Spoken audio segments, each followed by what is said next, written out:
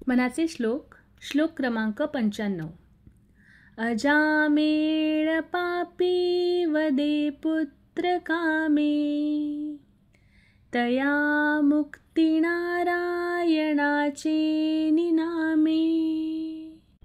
शुका कारणे कुंटणी रामवाणी, मुखे बोलता ख्याती झाली पुराणी. या श्लोकात समर्थ म्हणतात, अजामेळ पापी वदे पुत्र कामे, तया मुक्ती नारायणाचे निनामे. याचा अर्थ, अजामेळ नावाचा एक ब्राह्मण होता जो अत्यंत पापी आणि अधार्मिक जीवन जगत होता. आयुष्यभर त्याने दुष्कर्म केलं, वाईट संगती केली. अखेरच्या काळात त्याने आपल्या मुलाचे नाव घेतले नारायण, जो त्याचा लाडका मुलगा होता. आणि त्याच क्षणी त्या पापी अजामेळाला केवळ त्या नारायण नामाच्या उच्चारामुळे मोक्ष प्राप्त झाला, म्हणजे मुक्ती मिळाली. नामस्मरणाची ताकद ही इतकी आहे की अत्यंत पापी व्यक्तीलाही सुद्धा मुक्ती मिळू शकते, जरी ते नाव अनाहेतुकरित्या घेतलं गेलं तरीही.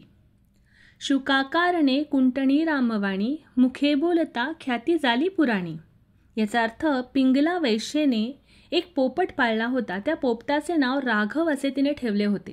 तिचे सौंदर्य ओसरल्यावर तिला कोणी विचारेनासे झाले. मरता समयी तिला तिच्या पोपटाची काळजी वाटू लागली की आपल्या मागे पोपटाचे कसे होणार, म्हणून ती सारखी राघवा राघवा असे नाम घेऊ लागली.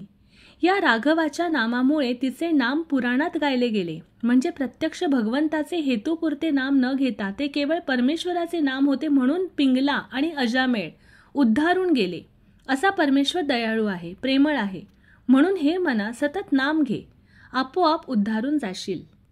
धन्यवाद.